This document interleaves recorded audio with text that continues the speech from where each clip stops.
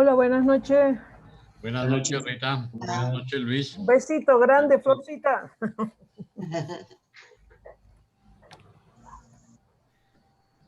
Bueno, Señora Flor, feliz cumpleaños.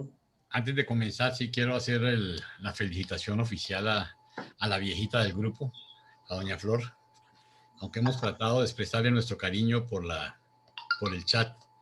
Aprovechamos en este momento que estamos aquí reunidos para decirte que te queremos mucho, que te deseamos una larga vida, ¿sí? Que puedas seguir sirviendo en la obra de nuestro Padre y que logres todo el amor y apoyo de tu familia para que pronto los tengamos aquí estudiando con nosotros. Ajá. Deja las cosas imposibles en manos del Señor que las hace posibles. Ok. ¿Sí? Bueno, de todas maneras, te queremos mucho y estamos contigo y desde la madrugada hemos pedido por ti. ¿Ok? Gracias, Jaime. Cumplas muchos más y bueno, Paulita, ahora sí, tú mandas. Pues muchas felicidades, mi querida Flor. Gracias, amiga. Hola, querido grupo. Ya después de tanto relajo, por fin ya puedo estar aquí con ustedes. Los extrañé mucho la semana pasada y los chats porque o tenía tantito teléfono o contestaba algo cuando me entraba el internet. Así que sí estuvo medio caótico, pero ya, más o menos ya estamos bien. Entonces, pues este día vamos a dar inicio. Hoy nos toca el numeral 143, de paso por Samaria, y vamos a empezar con nuestra oración. Le voy a pedir a Rita si nos hace favor de ofrecerla, por favor. Padre Celestial, te ofrecemos esta reunión, todos los presentes, para que nos ilumines, para que abras nuestros corazones, podamos recibir tu mensaje. Te pedimos que nos guíes, que nos protejas, que nos ilumines. Amén. Gracias, Rita. Muy amable. Y pues vamos a dar inicio. Voy a compartir pantalla. Perdón, les voy a pedir el favor que los que no vayan a hablar cierren sus micrófonos.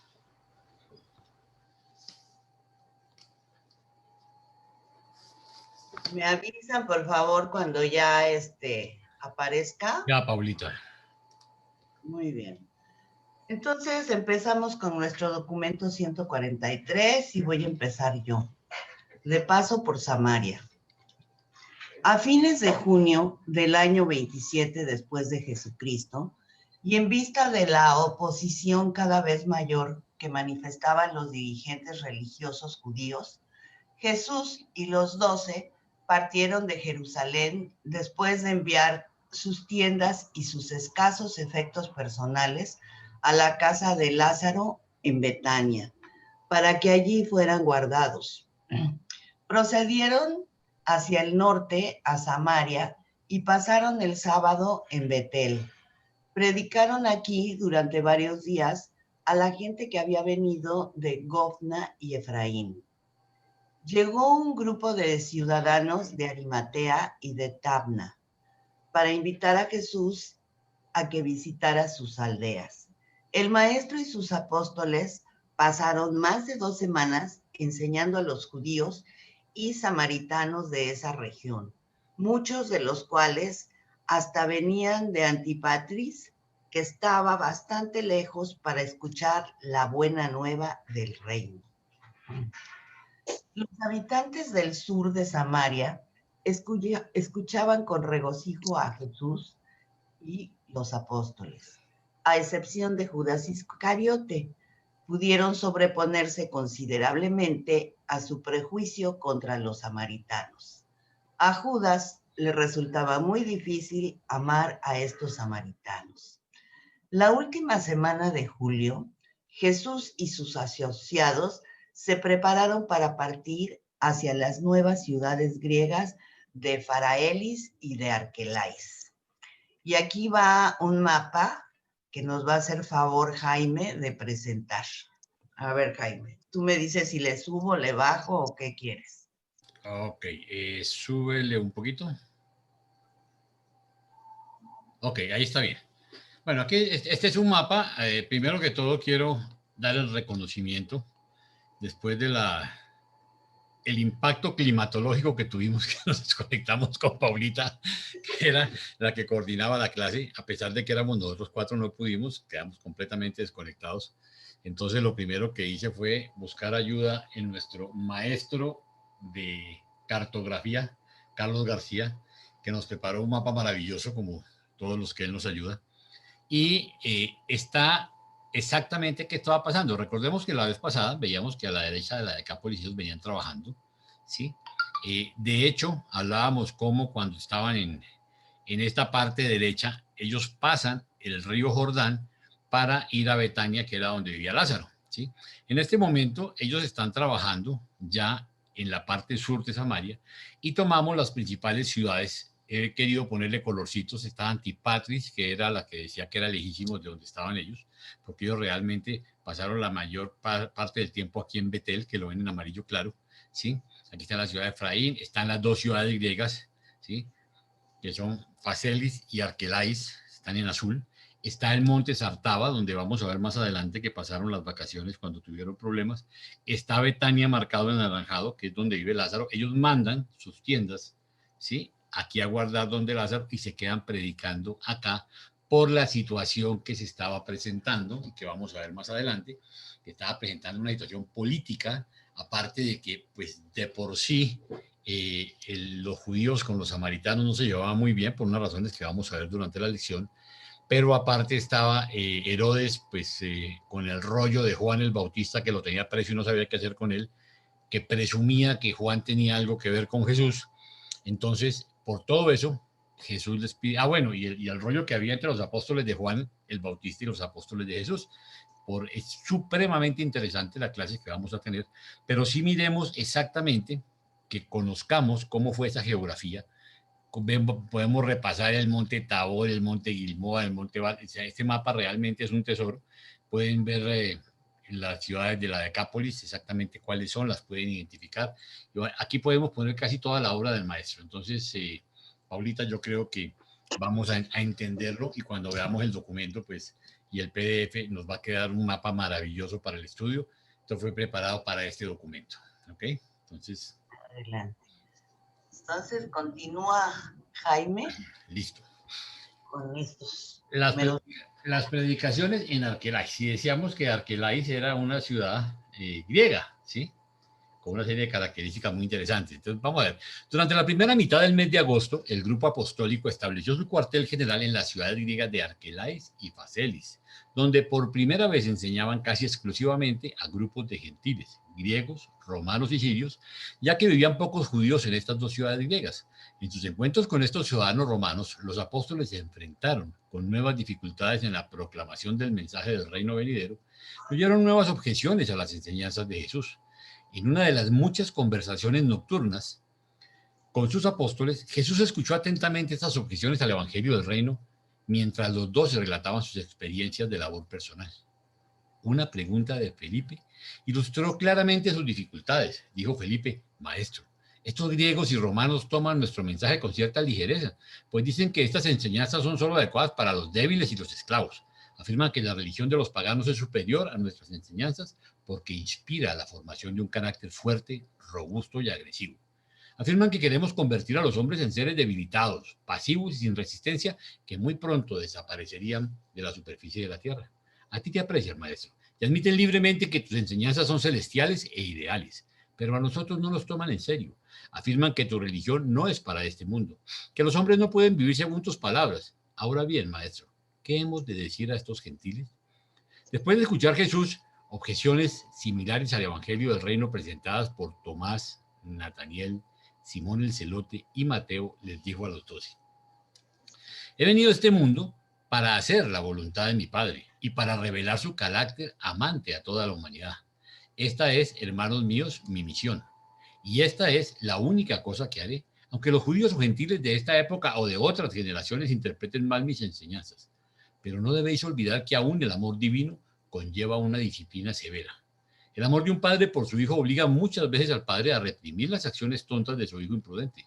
El hijo no siempre comprende los motivos sabios y amantes de la disciplina restrictiva del padre. Pero yo os declaro que mi Padre, en el paraíso, gobierna un universo de universos por la irresistible fuerza de su amor. El amor es la más grande de todas las realidades espirituales. La verdad es una revelación liberadora, pero el amor es la relación suprema. Sean cuales fueren los errores que puedan cometer vuestros semejantes en la organización del mundo de hoy, el evangelio que os declaro gobernará este mismo mundo en una era futura. El propósito final del progreso humano es el reconocimiento reverente de la paternidad de Dios y la materialización amante de la hermandad del hombre. Pero, ¿quién os dijo que mi evangelio solo es para esclavos y débiles? ¿Acaso vosotros, mis apóstoles elegidos, sois débiles? ¿Parecía débil Juan? ¿Me veis acaso esclavizado por el temor? Es verdad que predicamos el evangelio a los pobres y a los oprimidos de esta generación. Las religiones de este mundo descuidan a los pobres, pero mi Padre no hace acepción de personas. Además, en esta época los pobres son los primeros en responder al llamado al arrepentimiento y aceptar la filiación de hijos de Dios. El evangelio del reino debe ser predicado a todos los hombres, judíos y gentiles, griegos, romanos, ricos, pobres, libres y esclavizados, y en igual medida a los jóvenes y viejos, hombres y mujeres. Aunque mi Padre es un Dios de amor, que se regocija en la práctica de la misericordia, no creáis que será cosa fácil y monótona servir al reino. La ascensión al paraíso es la aventura suprema de todos los tiempos, el duro logro de la eternidad. El servicio del reino sobre la tierra requerirá toda la habilidad valerosa que podéis reunir vosotros y vuestros asociados. Muchos de vosotros seréis matados por vuestra lealtad al evangelio de este reino. Es fácil morir en el frente de batalla física, cuando la presencia de vuestros compañeros de lucha fortalece la valentía. Pero se necesita una forma más elevada y profunda de valentía y de devoción humana para dar la vida a solas y con serenidad por el amor de una verdad albergada en nuestro corazón mortal. Perdón. Puede que hoy se burlen los incrédulos porque predicáis un evangelio de no resistencia, vivís una vida sin violencia, pero vosotros sois los primeros voluntarios de una larga línea de creyentes sinceros en este evangelio del reino que sorprenderán a toda la humanidad por su devoción heroica a estas enseñanzas. Nunca, ningún ejército en el mundo ha demostrado nunca más coraje y valor que el que manifestaréis vosotros y vuestros leales sucesores cuando salgáis al mundo para proclamar la buena nueva, la paternidad de Dios y la hermandad de los hombres. La valentía física es la forma más baja de coraje. La valentía de la mente es un tipo más alto de coraje humano, pero el más elevado y supremo consiste en la lealtad sin compromiso a las convicciones esclarecidas de las realidades profundas del espíritu. Este coraje constituye el heroísmo del hombre que conoce a Dios. Y todos vosotros conocéis a Dios. Sois, en toda verdad, los asociados personales del Hijo del Hombre. Esto no fue todo lo que dijo Jesús en esta ocasión, pero es solo la introducción de su disertación. Después amplió e ilustró exhaustivamente esta declaración.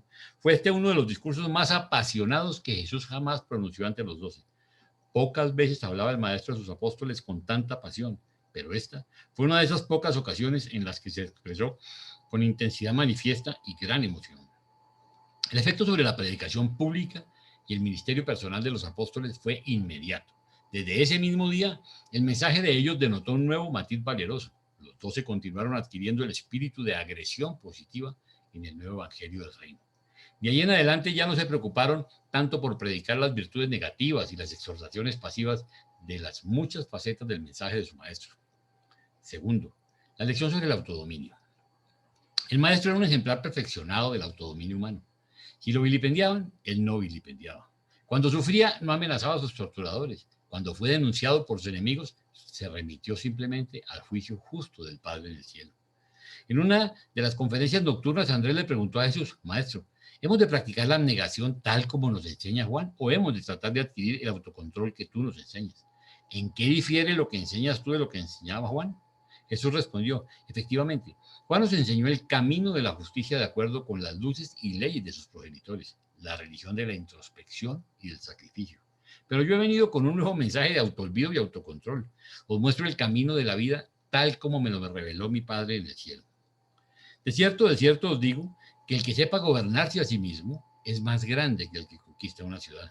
El autodominio es la medida de la naturaleza moral del hombre y el indicador de su desarrollo espiritual. En el viejo orden, Vosotros ayunabais, orabais. Como criaturas nuevas renacidas del Espíritu se os enseña a creer y a regocijaros. En el reino del Padre habréis de transformaros en criaturas nuevas. Las cosas viejas habrán de perecer. He aquí que os muestro cómo todas las cosas se han de renovar. Y por vuestro amor mutuo, convenceréis al mundo de que habéis pasado de la esclavitud a la libertad, de la muerte a la vida eterna. Pero por el viejo método buscáis suprimir, obedecer y conformar las reglas del vivir. Por el nuevo camino primero seréis transformados por el Espíritu de la verdad, y así vuestra alma se verá fortalecida por la constante renovación espiritual de vuestra mente. De este modo, estaréis dotados de la fuerza para hacer con seguridad y júbilo la voluntad misericordiosa, aceptable y perfecta de Dios. No olvidéis, es vuestra fe personal en las extraordinariamente grandes y preciosas promesas de Dios la que os asegura que participaréis de la naturaleza divina.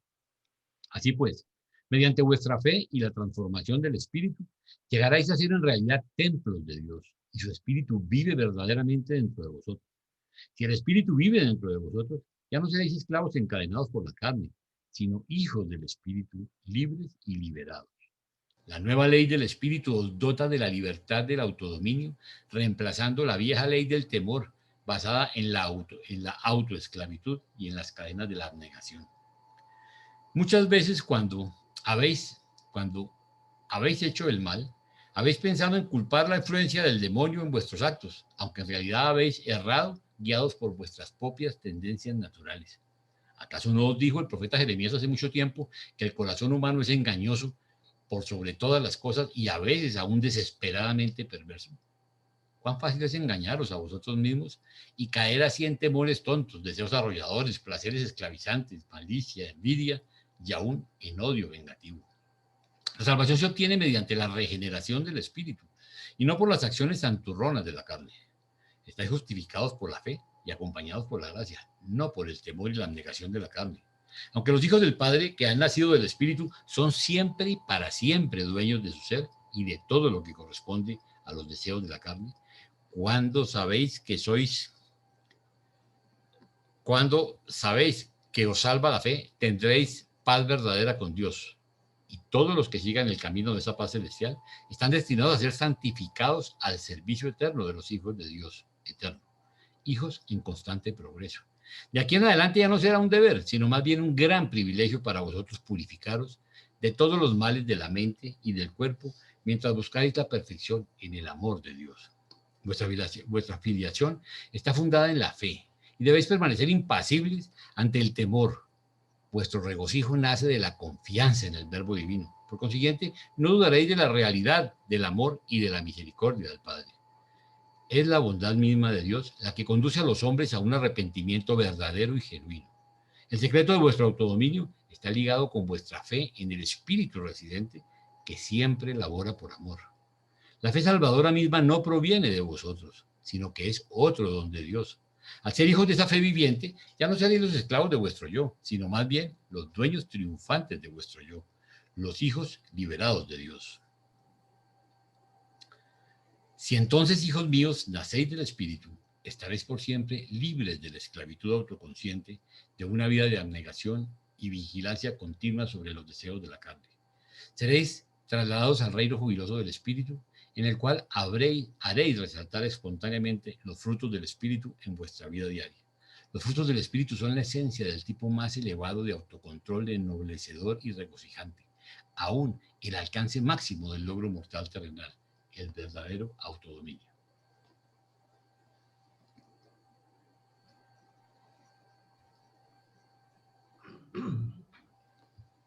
Pues muy bien. ¿Qué preguntas tienen? ¿Dudas, comentarios, aportaciones? Paulita, yo quisiera resaltar un par de cosas que se me hacen muy importantes cuando Claro. les habla del valor, ¿sí? Y de cómo estar al servicio del Padre, estar involucrados en el compartir esta revelación. No es fácil y la verdad que se requiere ser valiente. A veces nosotros no nos van a matar en esta época seguramente, pero sí somos menospreciados, muchas veces maltratados, atacados por nuestras creencias indiscutiblemente, ¿sí? Y eso que, digamos que tratando de manejar una posición sabia y no beligerante. O sea, lo que yo siempre he insistido de no tratar de convertir ni de convencer a nadie, sino simplemente compartir el mensaje. Pero aún para compartir el mensaje, que es un mensaje que aún a la luz de hoy del conocimiento de las escrituras de las religiones, vamos en contravía. Porque estamos, uno, tratando de ser mejores personas. Estamos tratando de vivir de acuerdo con las enseñanzas de nuestro maestro. Eso es lo que se llama y santificándonos por el Espíritu. Cuando uno deja de hacer bobadas, ¿sí? Llamémoslo así, empieza a portarse bien porque es un compromiso mío con el Padre. Es un compromiso mío con nuestro Maestro, con Jesús. Si yo voy a ayudar a mi Padre Miguel, ¿sí? A dar a conocer al Padre Celestial, a dar realmente, a revelar ese Padre amoroso. Si yo voy a contar acerca de una enseñanza que va contra todas las tradiciones, que va contra los mitos, ¿sí? Que va contra miércoles, que todos los principios. Cuando hablamos, por ejemplo, del concepto de la expiación, y nosotros pues sabemos que es una aberración y que eso es un mito y que eso no es cierto, pero no tenemos que ir a refregárselo a nadie porque sabemos que esa es la base del cristianismo y eso es entrar en choque. Nosotros tenemos es que ser valientes y explicar de forma positiva. Ahí nosotros estamos cambiando, ahí nosotros somos mejores personas y para eso sí se necesita valor. Aún entre nosotros mismos vemos posiciones diferentes y encontradas. El Señor nunca dijo que tuviéramos posiciones uniformes, sino que tuviéramos uniformidad de propósito. Y creo que en estas dos partes del documento nos lo da con una claridad impresionante. Jesús nos habla con fuerza de la influencia del ajustador de pensamiento, ¿sí? Yo creo que ese es un documento que tiene un contenido maravilloso, ¿ok? Básicamente es eso. Creo que Alfonso estaba pidiendo la palabra. Sí. Sí, gracias.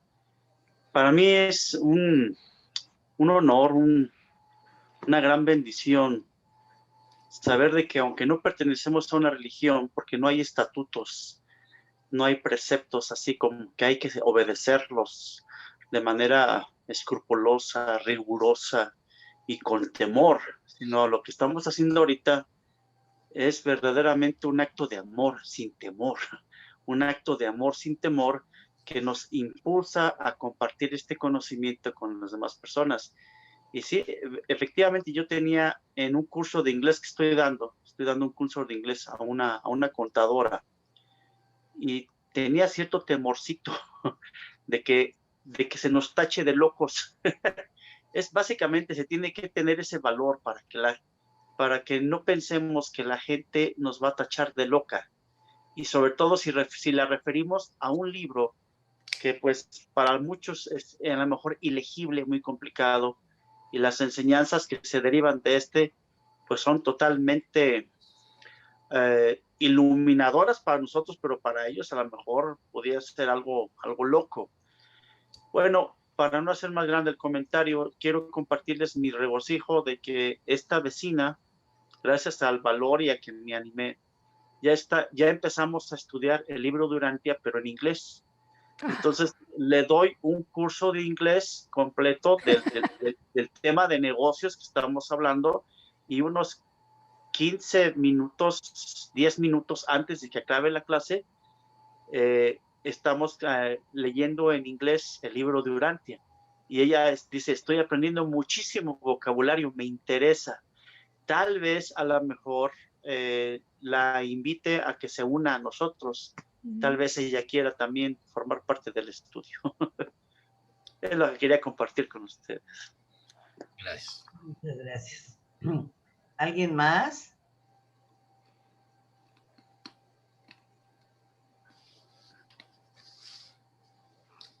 Pues parece que ya no hay preguntas, dudas, comentarios, aportaciones. ¿Tú, Jaime, ya no quieres decir nada más? No, yo lo que quiero decirles es que estudien el mapa, que realmente repasen estos numerales y que repasen este documento porque tiene dinamita pura en contenido, ¿sí? Sí. Aparentemente es sencillo, pero lo que trae entre líneas es maravilloso. Sí, muchísimo. Liliana estaba pidiendo la palabra, creo. ¿Ahí me escuchan? Sí. ¿Me escuchan? Te escuchamos y Sí. te vemos que estabas estrenando cámara. Sí, ya está estrenando cámara Liliana. Ay, sí, sí, porque me veía como iluminada y ya don Jaime ya estaba, siento que me veía muy iluminada. No, Bueno, es que resulta que se ve una persona que empezó muy entusiasmada estudiando el libro, ¿no? Y seguramente, pues imagínense, yo también estudiándolo y pues hay cosas que uno no, y resultó por allá, se metió a una religión y resultó fue quemando el libro. Y yo le había ayudado para comprarlo. Pero no sé, entonces pues me sentí muy fracasada. Como, para nada. Y eso pues no tenía casualmente, de todas maneras como...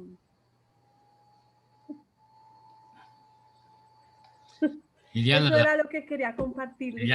nunca pienses en eso. Las religiones evangélicas son terriblemente beligerantes y ridículas en esas posiciones, ¿sí? Uno tiene que respetarlos y bueno. Me dijeron que eso era Satanás el que se estaba metiendo por ahí.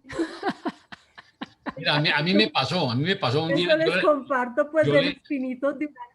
yo le regalé un libro a mi papá y llegó una de las bellezas de mis cuñados y vio el libro y le dijo, oye, ese libro es satánico, yo me salgo de esta casa, ¿cómo tiene ese libro acá? Eso debía botarlo, ¿no? Imagínate. Entonces, o sea, yo de eso también sé, está que no te dejes impresionar y eso es solo el principio.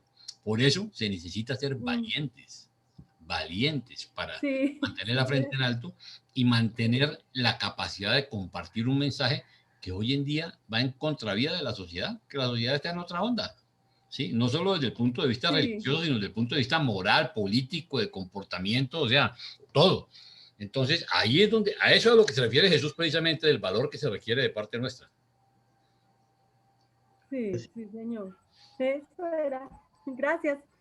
Estoy feliz con este computador y aprendiendo. Nos alegramos mucho también por ti. Muy bien. ¿Nadie más? Entonces pasamos contigo, Florecita. Ok, yo voy a apagar mi cámara porque mi internet anda fatal. Pero... ¿Comparto o quieres compartir tú? Ah, bueno, como tú me digas. Si quieres, yo puedo compartir también. Si quieres que comparta para que no te jale mucha... Bueno, si quieres, ok, está bien, sí. Liliana, ni te preocupes, porque mira, una palabra, 2 palabras, 5 palabras, uno aparentemente no se da cuenta, pero se quedan. Entonces, lo que va a pasar es que a la vuelta del tiempo le van a hacer eco. Todas las palabras que tú le dijiste, ya sembraste algo. Y por las reacciones, ni te preocupes, porque hay alguien por ahí rezando por mí porque me estoy perdiendo. Entonces, no te preocupes porque te vas a encontrar de todo. Bueno, 3. La recreación y el esparcimiento. Por este tiempo se desarrolló entre los apóstoles y sus discípulos asociados inmediatos un estado de gran tensión nerviosa y emocional. Aún no se habían acostumbrado a convivir y trabajar juntos. Les resultaba cada vez más difícil mantener relaciones armoniosas con los discípulos de Juan. El contacto con los gentiles y samaritanos era una dura tribulación para estos judíos. Más aún, las recientes declaraciones de Jesús habían contribuido a la perturbación de su mente. Andrés estaba casi fuera de sí, ya no sabía qué hacer y por eso recurrió al maestro con sus problemas y perplejidades. Cuando Jesús hubo escuchado a su jefe apostólico relatar sus problemas, dijo: Andrés, no puedes disuadir a la gente de sus incertidumbres cuando han llegado a tal comportamiento y cuando tantas personas con sentimientos tan fuertes están inmiscuidas. No puedo hacer lo que tú me pides. No deseo participar en estas dificultades sociales personales, pero os acompañaré en disfrutar un periodo de 3 días de descanso y esparcimiento. Ve a tus hermanos y anúnciales que iremos todos al monte Sartara, donde deseo descansar por 1 o 2 días. Pero debes dirigirte a cada uno de tus 11 hermanos en privado, diciéndoles: el maestro desea que nos apartemos con él por una temporada para descansar y calmarnos. puesto que todos hemos pasado por un periodo de desazón espiritual y tensión mental, sugiero que no mencionemos estas tribulaciones y problemas durante estas vacaciones. ¿Puedo confiar en ti para que cooperes conmigo en este asunto? Habla pues en privado y personalmente con cada uno de tus hermanos de esta manera. Y Andrés hizo tal como el maestro le había ordenado. Fue esta una maravillosa ocasión en la experiencia de cada uno de ellos. Jamás olvidaron el día que subieron a la montaña. Durante todo el viaje apenas si se mencionó una palabra de sus problemas. Al llegar a la cima de la montaña, Jesús les indicó que se sentaran a su alrededor mientras decía: hermanos míos, todos vosotros debéis aprender el valor del descanso y la eficacia del esparcimiento. Debéis daros cuenta de que la mejor manera de solucionar problemas enmarañados consiste en alejarse de ellos por un tiempo. Así, cuando volváis descansados, después de un periodo de esparcimiento o de adoración, podréis atacar vuestros problemas con mente más clara y mano más firme, y desde luego con el corazón más resuelto. Muchas veces veréis que el problema se ha achicado en tamaño y proporción durante vuestro reposo de la mente y el cuerpo. Al día siguiente, Jesús asignó un tema de discusión a cada uno de los 12. El día entero fue dedicado a las reminiscencias y a los asuntos no relacionados con su trabajo religioso. Se quedaron ellos anonadados por un momento cuando vieron que Jesús no dio las gracias oralmente al romper el pan para el almuerzo del mediodía. Era esta la primera vez que lo habían observado no cumplir con tales formalidades. Fíjense bien que aquí dice oralmente, con lo cual nos dan a entender que él dentro de su mente probablemente sí dio las gracias, porque él siempre daba las gracias, pero hizo algo diferente para cambiar la estrategia, ¿no? Bueno, cuando subieron a la montaña, la mente de Andrés se debatía en una maraña de problemas. Las perplejidades carcomían el corazón de Juan. El alma de Santiago estaba dolorosamente atribulada. Mateo no tenía suficientes fondos debido a la estadía de ellos entre los gentiles. Pedro estaba agitado y más temperamental que nunca. Judas sufría uno de sus ataques periódicos de susceptibilidad y egoísmo. Simón se preocupaba más que de costumbre por el esfuerzo de armonizar su patriotismo y la idea del amor de la hermandad de los hombres. Felipe estaba más y más confundido por el desarrollo de los acontecimientos.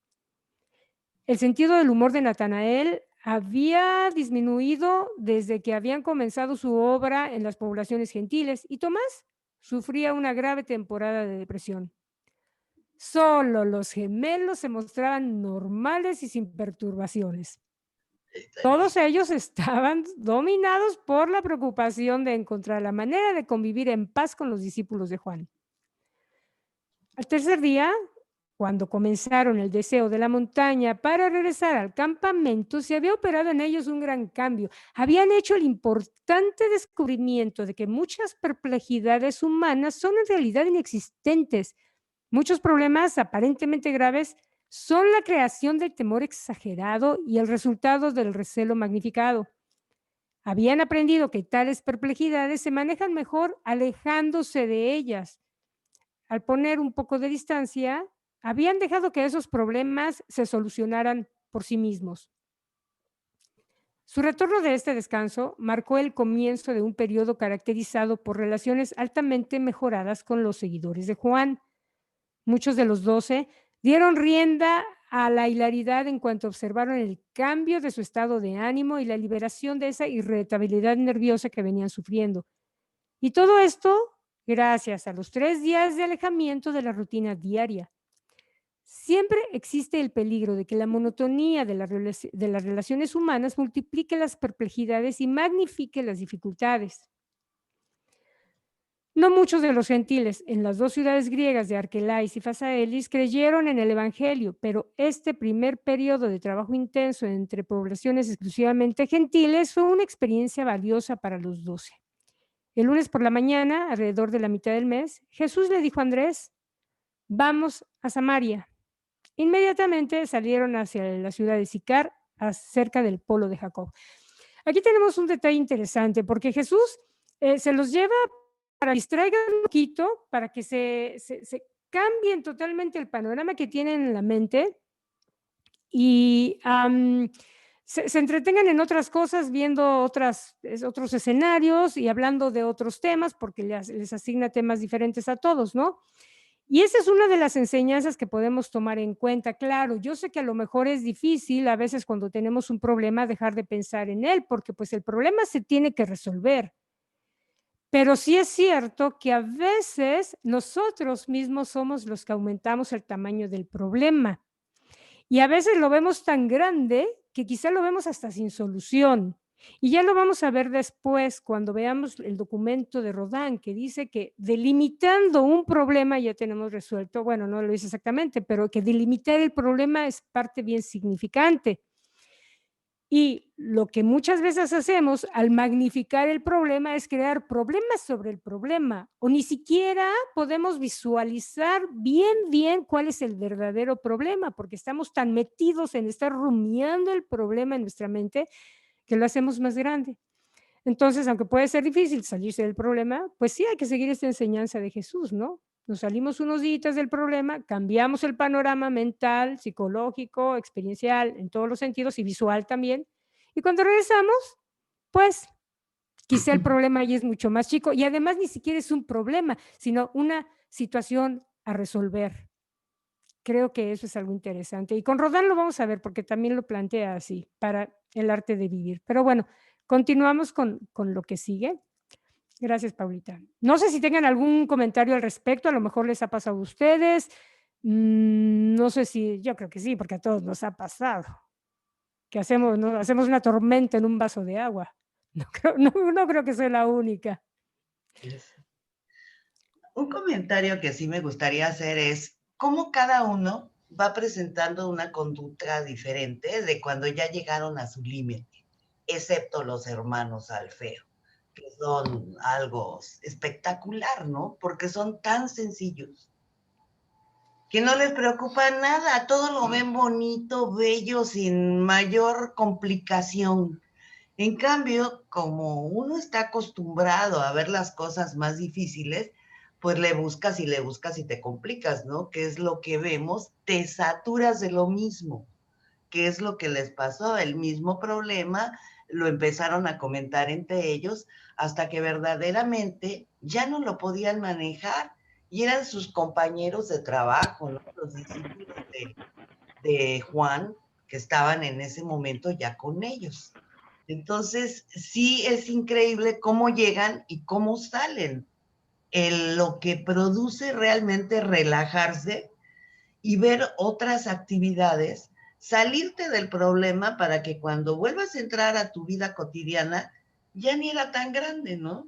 Ya le encuentras alternativas. Eso era lo que quería comentar, nada más. Yo también quisiera hacer un comentario, Paulita y Flores. Yo al escuchar y al estudiar esta parte del documento, recordaba cuando yo comencé con las clases virtuales. Bueno, primero cuando yo comencé a estudiar el libro y a tratar de compartirlo con todo el amor con mi familia, el rechazo, me hecho, fueron los primeros en querer prender la hoguera. Sí, porque pues lógicamente después de toda una vida de servicio en los Borbones y decir que me iba a salir, dijeron, ahora sí se acabó de enloquecer. Entonces pues fue muy difícil. Después empecé con mis clases presenciales. Liliana fue una de mis alumnas, ¿sí? Y me acuerdo con tanta ilusión que lo hacía, que preparaba mi clase, y cuántas veces, y aprovecho que está Ketty, ¿sí? Y cuántas veces me quedé con mi Coca-Cola y mis papas esperando a mis alumnos que nunca llegaron, ¿sí? Yo me sacrifiqué, yo también me cansaba, para mí también era un sacrificio estar a las 6 de la tarde esperando a mis alumnos que no llegaran. ¿Sí? Y me dejaban con mi refrigerio, me dejaban con mi clase preparada y me quedaba solo como un idiota, ¿sí? Entonces, al principio ese sentimiento de frustración, decía, oiga, ¿será que yo más bien cierro esta vaina y no dicto más clases? Después de eso, entonces empecé a trabajar con los materiales y a preparar materiales que los hice con todo el amor del mundo y por los cuales no recibí sino críticas, ¿sí? de unas esquinas, ¿no? No todo el mundo. Y siempre como que había un momento de desmoralización y en mis oraciones le decía, Señor, pero yo siento la necesidad de compartir, siento la necesidad de llevar este mensaje que tú me estás mostrando y me siento frustrado. Y realmente cuando miraba para otros lados, ¿sí? Volvía y cogía aire. Y esto, ese descansar, es a veces no darle tanta trascendencia, es a veces descubrir, y por eso es tan importante el valor de que habla el Señor en el numeral anterior, ¿sí? Ese continuar, no importa. Recordemos que el Señor nos pidió que vayamos en una dirección, o sea, hacia Él, hacia el Padre, hacer su voluntad. No que pensemos todos iguales.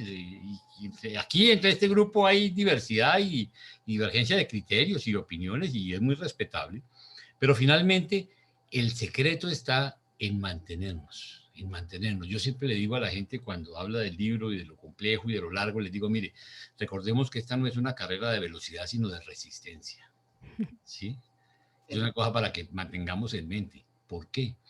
Porque habrá 1001 imponderables, habrá críticas. Siempre yo he dicho que es más fácil criticar que construir, ¿no?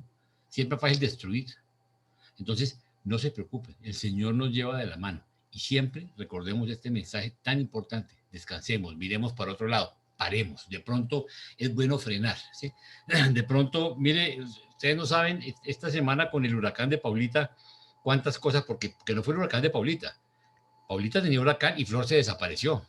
Quedamos Javier y yo, decíamos, le metemos más, no le metemos. Afortunadamente, después de mucho tiempo, habíamos decidido que la clase iba a ser entre los 4. O sea, que no los íbamos a seguir martirizando a ustedes, sino que los 4 íbamos a tomar la clase, pero nos desorganizamos en un momento y fue cuando dijimos, Javier, no, vamos a hacerlo y si nos toca a los 2 solos, pues los 2 solos, no se preocupe, ¿sí? Porque somos un equipo. Tenemos que hacernos y guardarnos la espalda.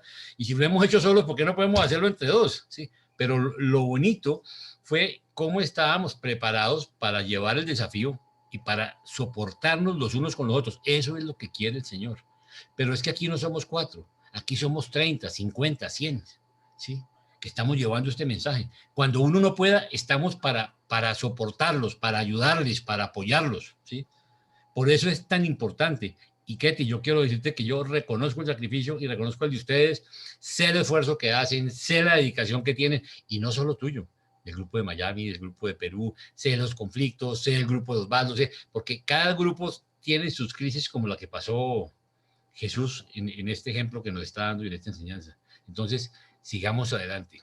El Señor nos lleva de la mano, nosotros recibimos ayuda de lo alto y sobre todo, no estamos solos, no estamos solos. ¿Sí? Eso tengámoslo muy claro. Y cuando vengan esas crisis, paremos un poquito, digamos, ¿sabe qué? Ayúdenme, reemplácenme, me voy a hablar esta semana, ¿sí?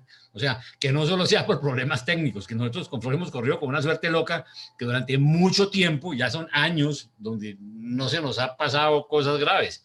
Y hemos logrado mantener la caña todo el tiempo, pero pasan, ¿sí? Hay problemas técnicos, el internet se va, hay problemas de clima, se va la luz, o sea, hay cosas que uno no tiene controladas. Les quiero contar una anécdota, entre otras cosas, porque de la clase pasada, ustedes saben que la clase termina, yo quedo, o sea, el proceso es cuando uno graba, viene un proceso en que se descomprime, ¿sí? Y es un proceso que se demora más o menos 2 horas, ¿sí? Y después, entonces uno tiene que subirla a la plataforma. Y son otras 2 horas, ¿no? Eso no es así que tan mamey. O sea, a mí me da la medianoche normalmente para poderles tener a clase a ustedes esa misma noche. Y resulta que después de que me dieron las 12:30 de la noche, pongo yo la grabación toda pixelada, Javier. Casi me corto las venas. A esa hora ya no. Y tú que estabas muriéndote, no había grabación.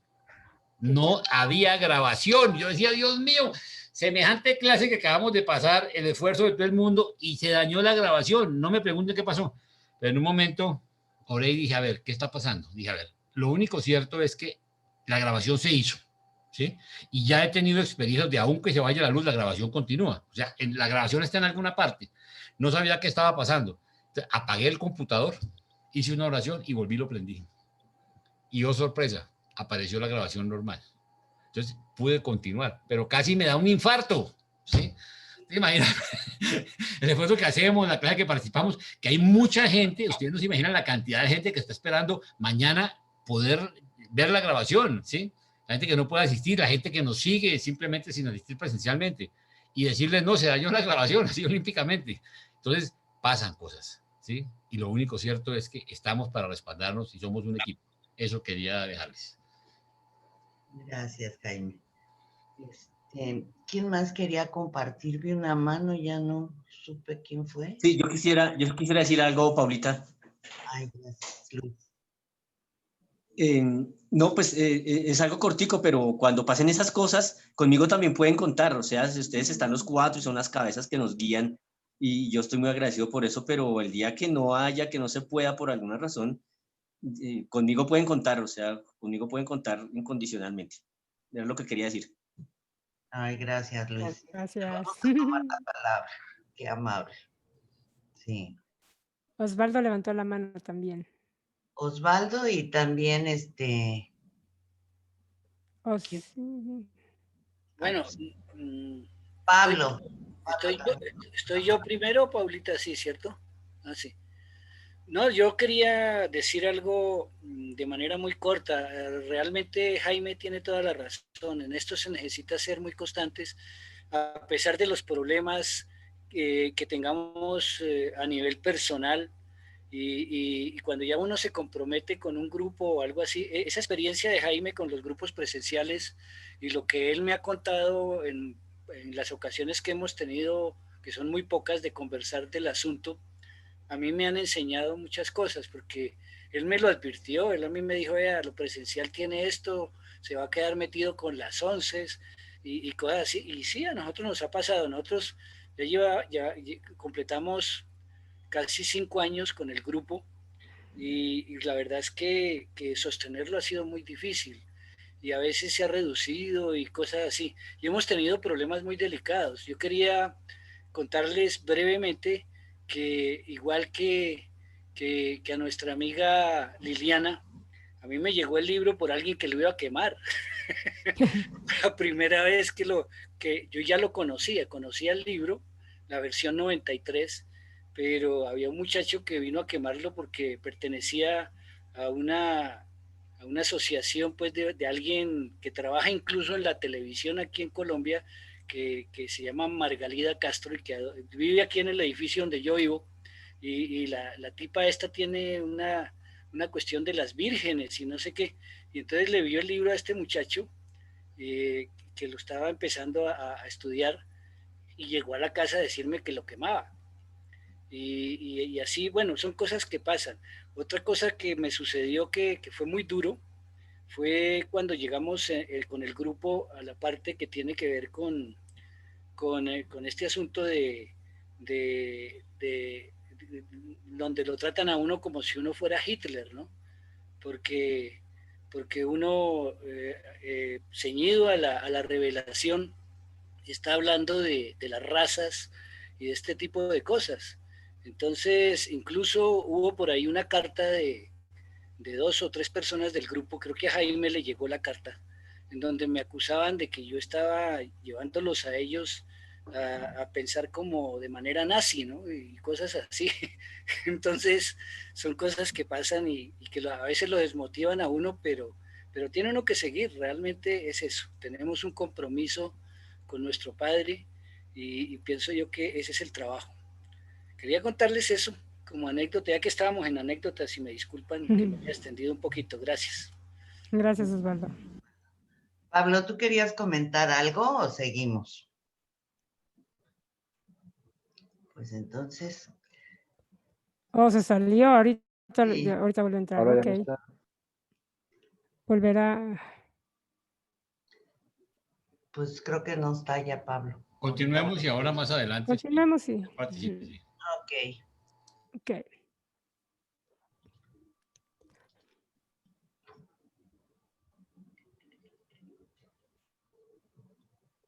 Ok, me dicen cuando lo vean y si me escuchan. Sí, te oyes ¿Está muy bien? bien. Bueno, ok. 4. Los judíos y los samaritanos. Durante más de 600 años, los judíos de Judea y más tarde también los de Galilea habían permanecido en enemistad con los samaritanos. Este sentimiento negativo entre los judíos y los samaritanos resultó de esta manera.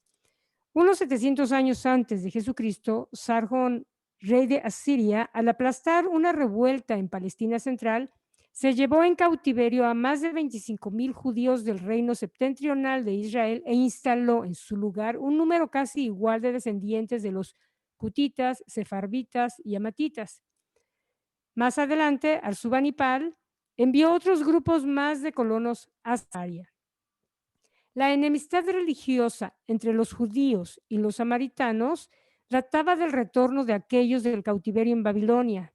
En esa ocasión, los samaritanos trataron activamente de prevenir la reconstrucción de Jerusalén. Más adelante ofendieron a los judíos porque ofrecieron ayuda a los ejércitos de Alejandro. En recompensa por su amistad, Alejandro dio permiso a los samaritanos para que construyeran un templo sobre el monte Gerizim, donde adoraban a Yahvé y a sus dioses tribales y ofrecían sacrificios. Todo esto muy en manera de los servicios del templo de Jerusalén.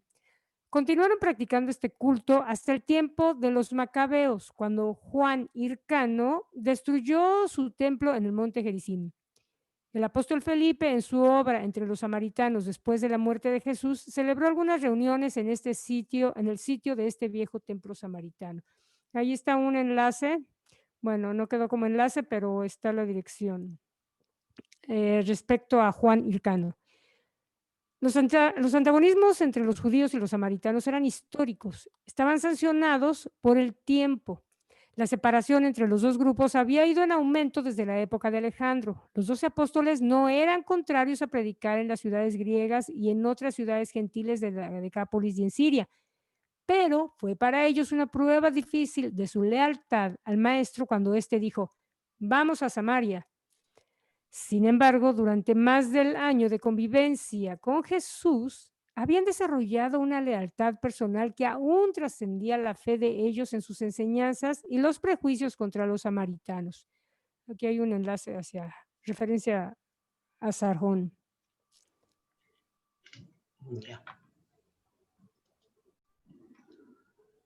¿Alguna? Que de un mapa que no vi que había, ok, ya. Creo que el mapa se los voy a poner después, hace referencia al pozo de Jacob, pero viene después. ¿El mapa era tuyo? Hay un mapita, pero que quedó, pero no es el mapa que andaba perdido, este es otro que quedó chueco. Apareció el dueño. Se lo voy a arreglar. Bueno, ok. ¿Alguna pregunta o algún comentario que quieras hacer, Flor? No, nada más que ahí les puse, es muy interesante, en verdad, o sea, todo el tejimaneje entre la historia, ¿no? Como lo que nos ha llegado, lo que nos narra ahora el libro Durantia y las referencias que podemos tener para ampliar nuestro conocimiento sobre estos personajes y sobre estas batallas y estos encuentros entre las diferentes tribus, entre los diferentes grupos de gente, ¿no? Siempre es bueno estar enterado de algunos detalles más. Ahí están los enlaces, ahí los pueden encontrar. Bueno, hoy en día se encuentra en todos lados, pero ahí están. Gracias, Paulita. De nada. Entonces, si no hay preguntas, continuamos.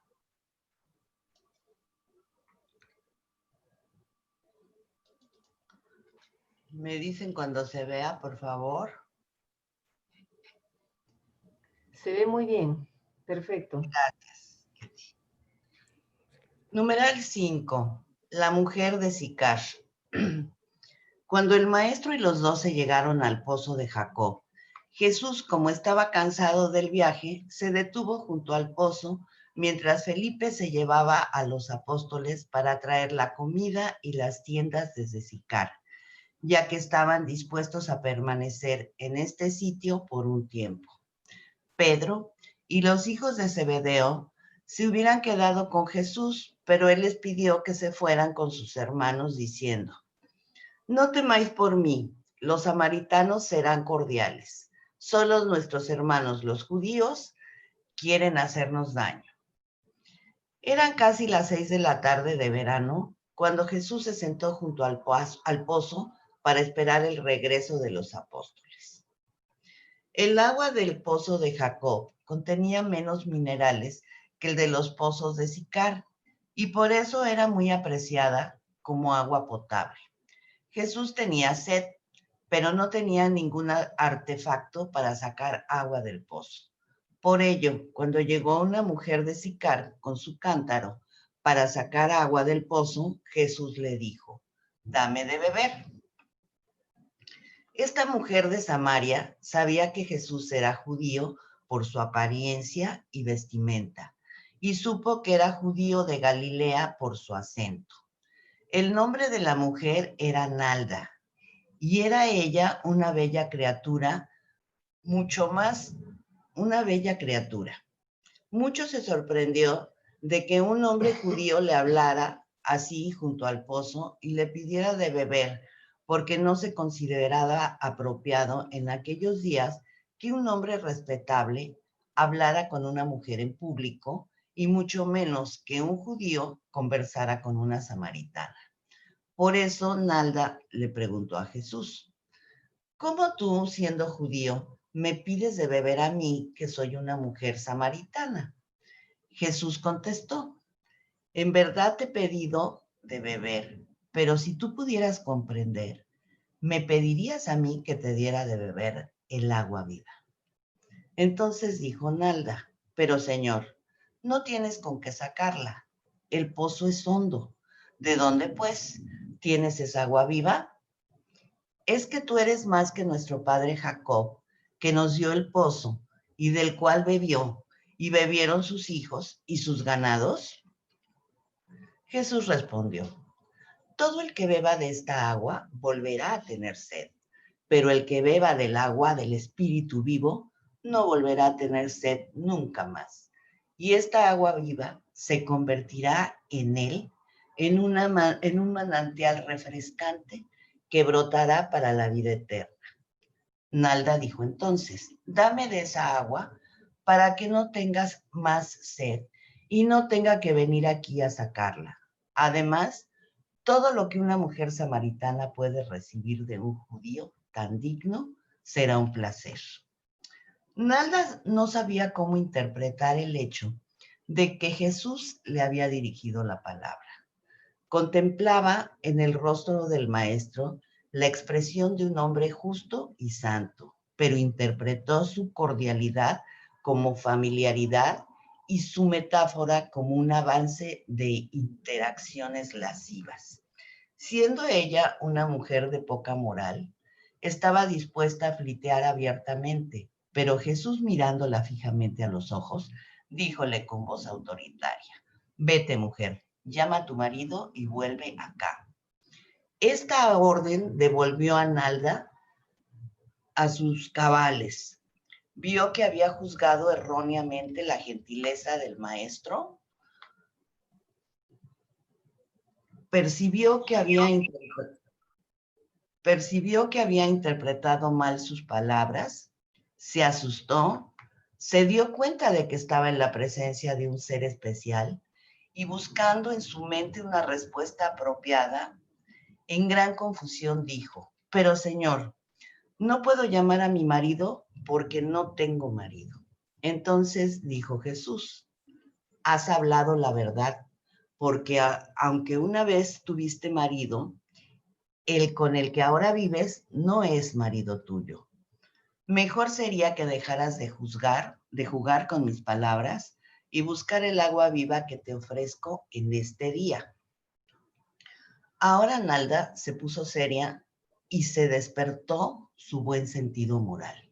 No era una mujer ligera solo por elección. Había sido repudiada dura e injustamente por su marido. Y encontrándose en una situación desesperada, había consentido en cohabitar con cierto griego como su esposa, pero sin casarse. En ese instante, pues, Nalda mucho se avergonzó de haber hablado a Jesús con tanta ligereza y se dirigió al maestro con tono pertinente diciendo, Señor mío, me arrepiento de la forma en que te hablé, porque percibo que eres un hombre santo y tal vez un profeta. Y estaba a punto de solicitar una ayuda directa y personal del maestro cuando hizo lo que tantos han hecho antes y después de ella, evitar la cuestión de la salvación personal, embarcándose, en cambio, en una discusión de teología y de filosofía. Cambió el tema de conversación de sus propias necesidades espirituales a un debate teológico.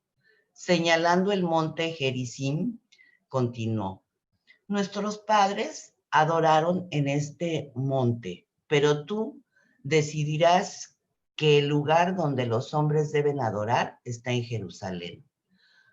¿Cuál es, pues, el lugar apropiado para adorar a Dios? Jesús percibió que el alma de esta mujer intentaba evitar un contacto directo e investigador con su Hacedor, pero también vio en su alma el deseo de conocer el mejor camino de la vida. Después de todo, había en el corazón de Nalda una verdadera sed de agua viva. Por eso la trató con paciencia, diciéndole: mujer, déjame que te diga que pronto vendrá el día en el cual no adoraréis al Padre ni en este monte ni en Jerusalén. Pero ahora vosotros adoráis lo que no conocéis, una mezcla de religiones de muchos dioses paganos y filosofías gentiles. Los judíos por lo menos conocen a quien adoran. Han eliminado toda confusión, concentrando su adoración en un solo Dios, Yahvé. Pero debes creerme cuando te digo que la hora está por venir, ya está aquí, en que todos los que adoren sinceramente, adorarán al Padre en el Espíritu y en la verdad, porque estos son los creyentes que el Padre busca. Dios es espíritu y los que lo adoran deben adorarlo en espíritu y en verdad. Tu salvación nace no de conocer cómo deberían adorar otros o dónde, sino de recibir en tu corazón esa agua viva que aún está en este momento te ofrezco. Pero Nalda persistía en evitar la difícil cuestión personal de su vida sobre la tierra y del estado de su alma ante Dios. Una vez más recurrió a preguntas de religión en general, diciendo: sí, yo sé, Señor, que Juan ha predicado sobre el advenimiento del convertidor, el que será llamado el libertador, del que cuando venga nos declarará todas las cosas. Y Jesús, interrumpiéndola, dijo con sorprendente seguridad: yo que te estoy hablando soy Él. Ay, perdón.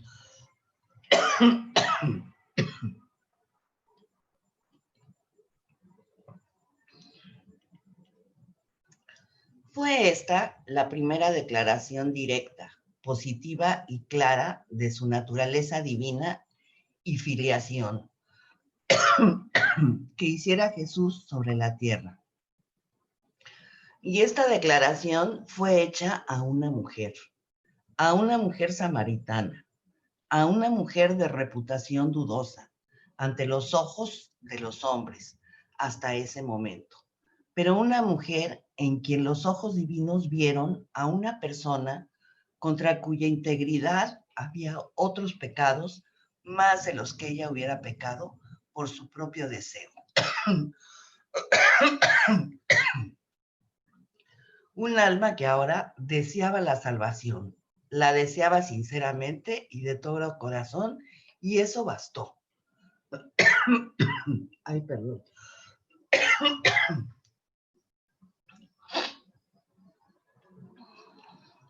Cuando Nalda estaba a punto de pronunciar su deseo real y personal de cosas mejores y de un camino más noble de vivir, en el momento en que estaba lista para hablar del verdadero deseo de su corazón, volvieron de Sicar los 12 apóstoles y al contemplar el espectáculo de Jesús que estaba hablando tan íntimamente con esta mujer samaritana y a solas, se quedaron más que sorprendidos.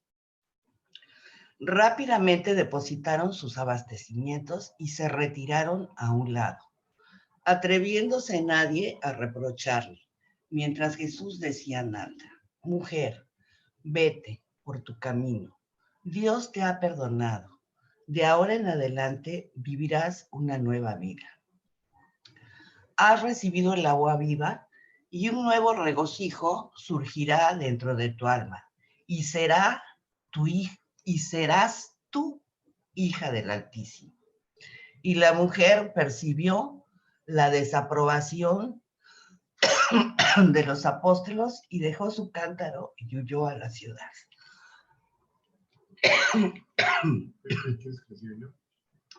Ay, vale, Ricardo, porque me estoy ahogando ahorita. Sí, por favor. Al llegar a la ciudad, proclamó a todos los que encontraba: id al pozo de Jacob, id inmediatamente para que veáis a un hombre que me ha dicho todo lo que he dicho. ¿No será el convertidor? Antes de que se pusiera el sol, se había reunido una gran multitud junto al pozo de Jacob para escuchar a Jesús, y el maestro les habló sobre el agua viva, el don del Espíritu residente. Los apóstoles no dejaban de asombrarse de la buena voluntad de Jesús de hablar con mujeres de reputación dudosa, aún mujeres inmorales. Era muy difícil para Jesús enseñar a sus apóstoles que las mujeres, aún las así llamadas mujeres inmorales, tienen una alma capaz de elegir a Dios como su Padre y así convertirse en hijas de Dios y candidatas para la vida eterna. Aún después de 19 siglos, muchos tienen la misma falta de deseo a comprender las enseñanzas del Maestro. Hasta la religión cristiana se ha construido persistentemente sobre el hecho de la muerte de Cristo en lugar de la verdad de su vida. El mundo debería ocuparse más de su vida feliz y reveladora de Dios que en su triste muerte. ¿Cómo vas? Ya, ¿sigo? Al día siguiente, Nalda relató toda la historia al apóstol Juan, pero él nunca la divulgó completamente a los demás apóstoles. Y Jesús no les habló en detalle a los 12. Nalda le dijo a Juan que Jesús le había dicho todo lo que he dicho, todo lo que he hecho. Juan muchas veces quiso consultar a Jesús sobre este encuentro con Nalda, pero nunca lo hizo. Jesús le dijo a Nalda una sola cosa sobre la vida de ella, pero al mirarla fijamente y su forma de hablarle le trajeron a la mente tal visión panorámica de su vida que desde ese momento asoció esta autorrevelación con la mirada y la palabra del Maestro. Jesús no le dijo que ella había tenido 5 maridos. Ella había vivido con 4 hombres distintos desde que su marido la repudió, y este hecho, juntamente con la visión de todo su pasado, se le presentó tan vívidamente a la memoria en el momento en que se dio cuenta de que Jesús era un hombre de Dios, que posteriormente le repitió a Juan que Jesús efectivamente se lo había dicho todo. Ay, disculpen, pero ya regresé. Bueno, este numeral me gustaría que hiciéramos un repaso sobre el agua viva, porque aquí es así como que lo está presentando. Y me pregunto ¿qué debemos entender como agua viva? ¿Dónde está? ¿En qué nos beneficia? Entonces, juntando todo lo que nos van diciendo del agua viva, podemos ir entendiendo poco a poco. Bueno, yo puedo ir entendiendo junto con ustedes, a ver si llegamos a un consenso. Jesús, la primera vez que lo nombra es después de que pide el agua y le dice, cuando le contesta, en verdad te he pedido de beber, pero si tú pudieras comprender, me pedirías a mí que te diera de beber el agua viva. Eso se lo está diciendo a Nalda, ¿no? Después, en el siguiente párrafo, ella sigue hablando con él sobre el agua que si ya no la toma se quedaría sin sed, ya no tendría sed. Y entonces él le respondió, todo el que beba de esta agua volverá a tener sed, pero el que beba del agua del Espíritu vivo no volverá a tener sed nunca. Y esta agua viva se convertirá en él en una manantial refrescante que brotará para la vida eterna. Entonces Nalda sigue hablando y sigue diciéndole cosas y Jesús le contesta. Bueno, le sigue contando su historia y se da cuenta que se fue por un camino errado en hacer malas interpretaciones y Jesús, después de que ella humildemente le dice las cosas, le dice, ¿no? Has hablado la verdad, porque aunque una vez tuviste marido, el que con el que ahora vives no es marido tuyo. Mejor sería que dejaras de jugar con mis palabras y buscar el agua viva que te ofrezco en este día. Y sigue ofreciéndole el agua viva, ¿no? Insiste con ella en que le caiga el 20, ¿no? Como que no le acaba de caer, pero él, ¿por qué será? Después de todo, pues aquí está la respuesta, ¿no? Después de todo, había en el corazón de Nalda una verdadera sed de agua viva. Por eso la trató con paciencia diciéndole, mujer, déjame que te diga que pronto vendrá el día en el cual no adoraréis al Padre ni en este momento ni en Jerusalén, ni en este monte ni en Jerusalén, pero ahora vosotros adoráis lo que no conocéis, una mezcla de las religiones de muchos dioses paganos y filosofías gentiles. Los judíos por lo menos conocen a quien adoran. Han eliminado toda confusión, concentrando su adoración en un solo Dios, Yahvé. Pero debes creerme que cuando te diga que la hora está por venir, ya está aquí, en que todos los que adoran sinceramente adorarán al Padre en el Espíritu y en la verdad, porque estos son los creyentes que el Padre busca. Dios es espíritu y los que lo adoran deben adorarlo en espíritu y en verdad. Tu salvación nace de no conocer cómo deberían adorar a otros o dónde, sino de recibir en tu corazón esa agua viva que aún en este momento te ofrezco. Fíjense nada más, aquí qué clara está el mensaje, ¿no? Y otra vez está en este momento el ofrecimiento del agua viva.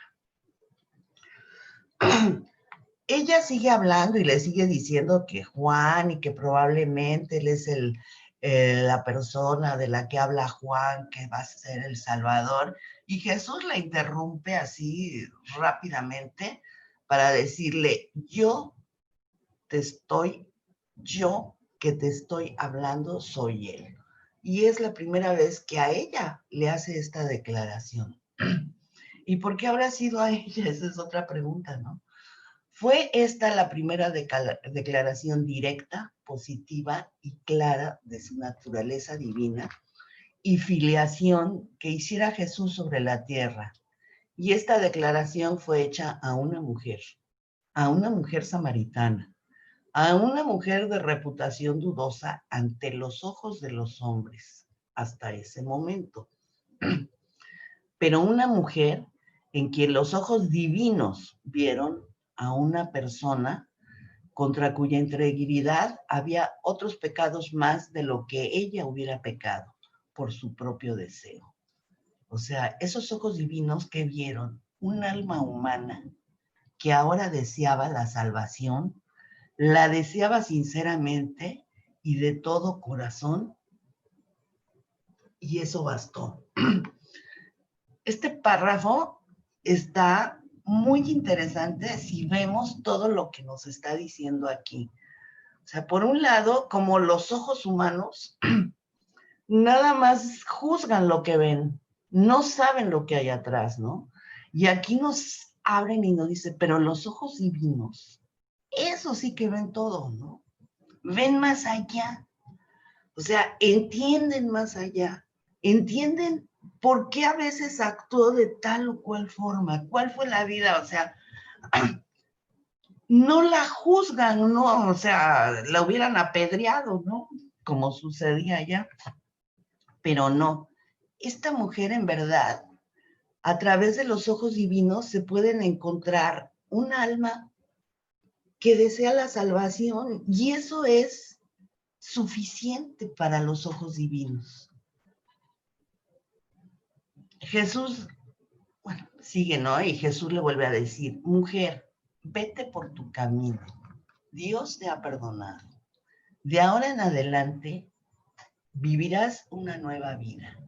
Has recibido el agua viva y un nuevo regocijo resurgirá dentro de tu alma y serás tú hija del Altísimo. O sea, aquí ya la perdonó por eso, porque de veras le ve esa profundidad, en la profundidad de ella ve que es una mujer rescatable, que tiene mucho que dar y la quiere para su reino. Ahí estamos viendo que la misericordia va a todo lo que va en el maestro. Y la insistencia hasta que le cae el 20, ¿no? Luego también cuando vemos, se va y todo, y el maestro empieza a predicar en el pozo de Jacob, que les habla del agua viva, ahí a las gentes que vienen a escucharlo, y les dice que es el don del Espíritu residente. O sea, ¿qué podemos, el don del Espíritu residente? Les habló sobre el agua viva, el don del Espíritu residente. O sea, el Espíritu residente es nuestro ajustador de pensamiento. Y es un don que se nos da. A ver, ¿qué piensan ustedes?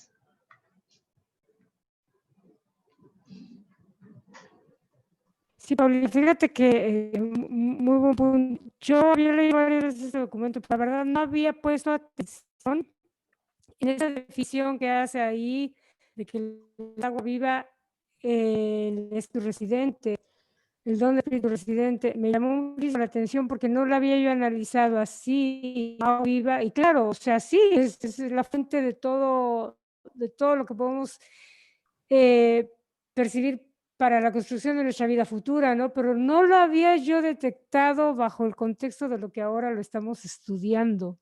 Me encantaría también escuchar opiniones de otros, cómo lo visualizan. Es el ajustador del pensamiento, sin lugar a dudas. No era opinar sobre eso, sino que no entiendo tu término de caerle el 20. No entiendo en mi país qué es eso. Es un mexicanismo. Sí, es un modismo que usamos aquí. Le cayó el 20 es cuando te das cuenta de algo. Se deriva...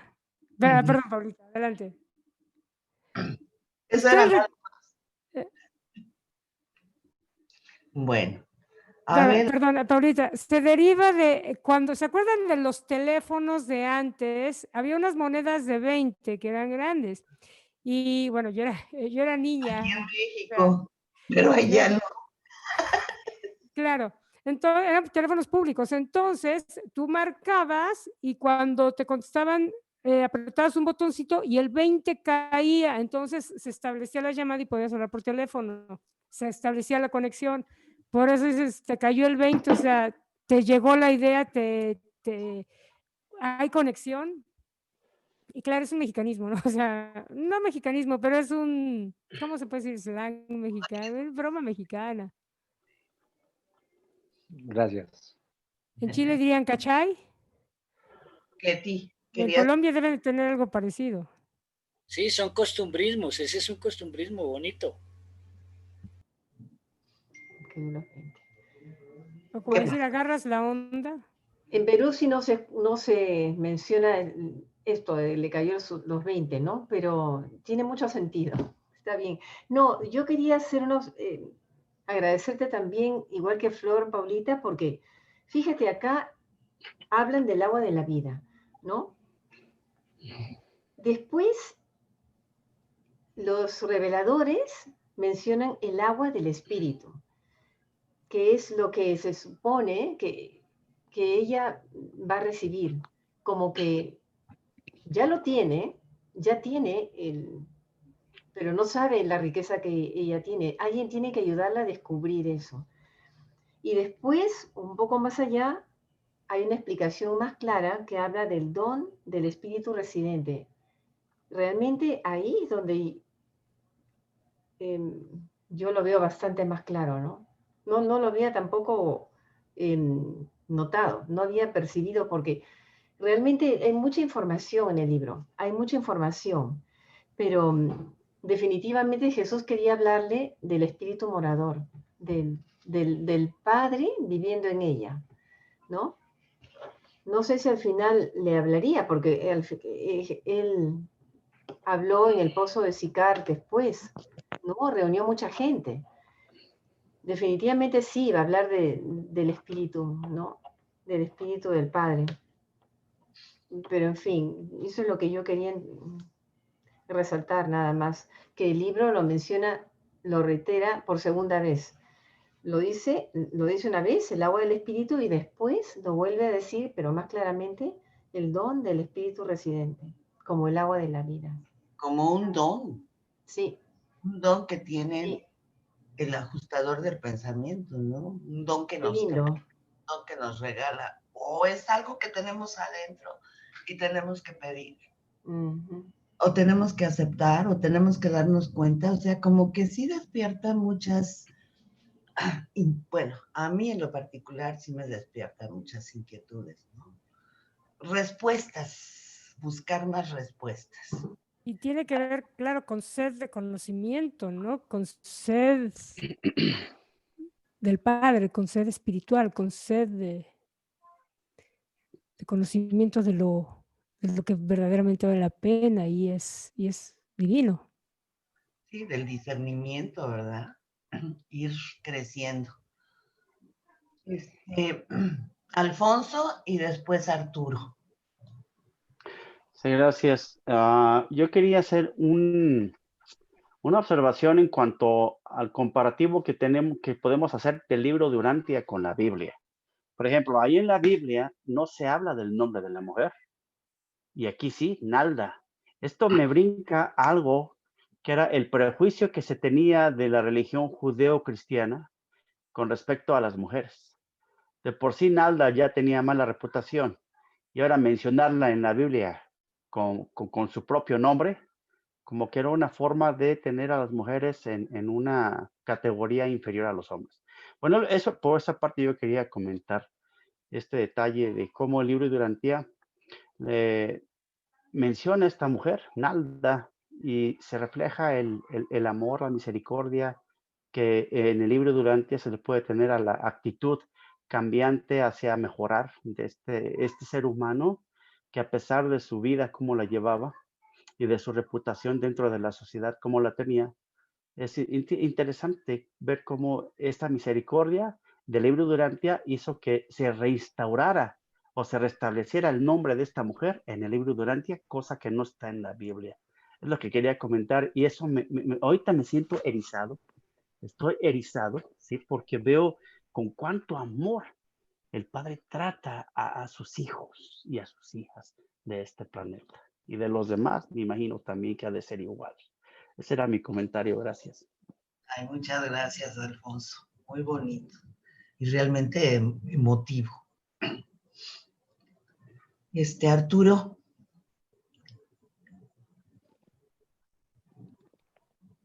Muchas gracias, Paulita. Buenas tardes, hermanos. La paz sea con ustedes. Una disculpa por llegar un poquito tarde, pero tenía trabajo. Yo lo que quiero comentar, Paulita, bueno, aquí lo único que realmente estoy aprendiendo es que cuando Jesús estaba hablando del agua viva, pues obviamente yo creo que era la forma de enseñarnos que teníamos un fragmento de nuestro Padre en nosotros, pero sin embargo no podría hablarlo como nos lo habla ahorita el libro de Urantia, precisamente con tantos términos nuevos que incluso tenemos ahora. Algo que yo he visto con la lectura del libro de Urantia es que Jesús jamás menciona a lo largo de sus enseñanzas al ajustador del pensamiento. Él lo enseña de otras formas y una de esas formas es precisamente el agua de la vida, que es ese don de nuestra chispa divina que tenemos de de nuestro Padre en nosotros mismos, pero si nosotros lo meditamos mejor, pues no, si Él lo hablaba de otra forma, como que era más difícil todavía de comprender. Entonces tenía que usar métodos de aquella época donde con simbolismos pudiera enseñar qué es lo que quería decir. Y es algo increíble, ¿no? Cómo adaptarse a la mente de aquella época, tratar de enseñar algo que es muy difícil luego incluso para nosotros comprender, ¿no? Y obviamente nosotros, pues todos los que ya estamos aquí, pues ya tenemos ese don, ya lo reconocimos, lo aceptamos y lo vivimos día con día. Entonces es algo increíble tenerlo, ¿no? Eso es lo que quería yo comentar. Gracias. Gracias a ti. Muy bien. ¿Alguien más o ya pasamos con Javier, que es el que sigue?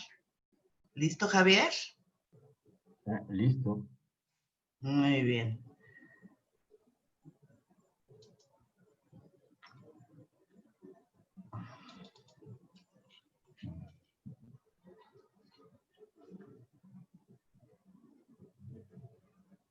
Bien.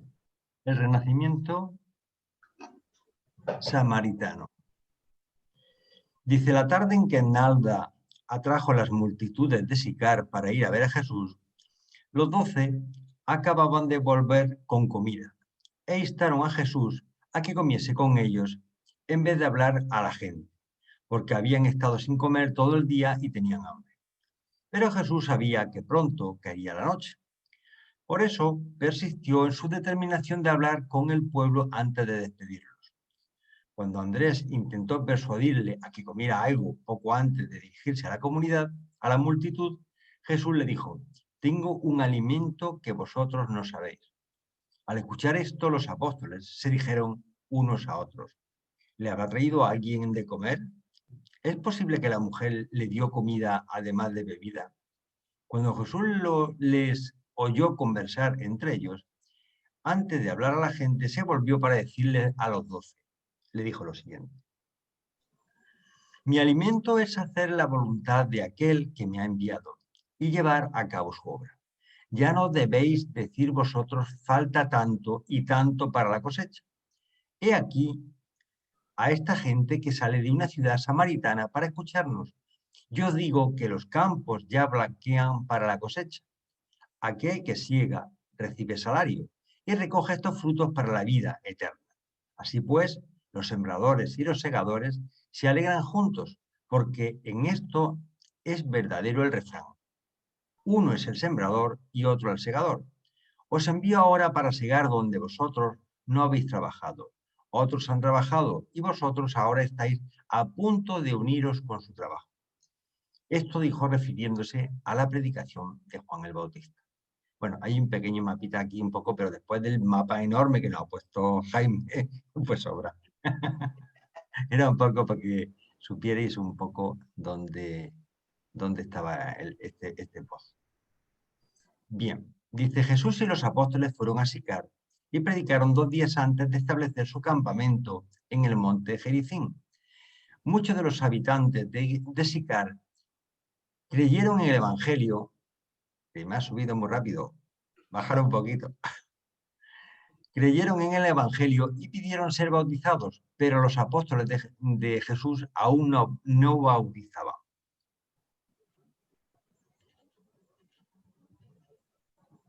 La primera noche en el campamento en el monte Gerizim, los apóstoles esperaban que Jesús le reprochara su actitud hacia la mujer junto al pozo de Jacob, pero él no habló del asunto. En cambio, le dio un discurso memorable sobre las realidades que son centrales en el reino de Dios. En cualquier religión es muy difícil que los valores se vuelvan desproporcionados y que los hechos ocupen el lugar de la verdad en la teología personal. El hecho de la cruz se volvió el centro mismo del cristianismo subsiguiente, pero este no es la verdad central de la religión, que se puede derivar de la vida y enseñanzas de Jesús de Nazaret. El tema de la enseñanza de Jesús en el monte Gerizim fue de que él desea que todos los hombres vean a Dios como a un padre amigo, así como él Jesús es un amigo, un hermano amigo. Una y otra vez le repitió que el amor es la relación más grande en el mundo, en el universo, así como la verdad es la declaración más grande del cumplimiento de estas relaciones divinas. Jesús se declaró tan plenamente ante los samaritanos porque podía hacerlo sin peligro y porque sabía que no volvería a visitar el corazón de Samaria para predicar el Evangelio del Reino. Jesús y los 12 acamparon en el monte Gerizim hasta fines de agosto. Durante el día predicaron la buena nueva del reino, la paternidad de Dios, a los samaritanos de las ciudades y pasaron las noches en el campamento. El trabajo que Jesús y los 12 llevaron a cabo en estas ciudades samaritanas rindió muchas almas para el reino e hizo mucho para preparar el terreno para la obra maravillosa de Felipe en estas regiones. Después de la muerte y resurrección de Jesús, posteriormente a la dispersión de los apóstoles hasta los confines del mundo, debido a la amarga persecución de los creyentes en Jerusalén. Vamos con el último punto, que son las enseñanzas sobre la oración y la adoración. Dice, en las conferencias nocturnas en el monte Gerizim, Jesús enseñó muchas grandes verdades y en particular acentuó lo siguiente. La verdadera religión es el acto de un alma en sus relaciones autoconscientes con el Creador. La religión organizada es el intento del hombre de socializar la adoración de los religionistas individuales. La adoración, la contemplación de lo espiritual, debe alternar con el servicio, el contacto con la realidad material. No olvidemos esto. La contemplación de lo espiritual debe alternar con el servicio. El trabajo debe alternar con el esparcimiento. La religión debe ser equilibrada con el buen humor. La filosofía profunda debe ser aliviada por el ritmo de la poesía. El esfuerzo del vivir, la tensión temporal de la personalidad, debe ser aliviada por el reposo de la adoración.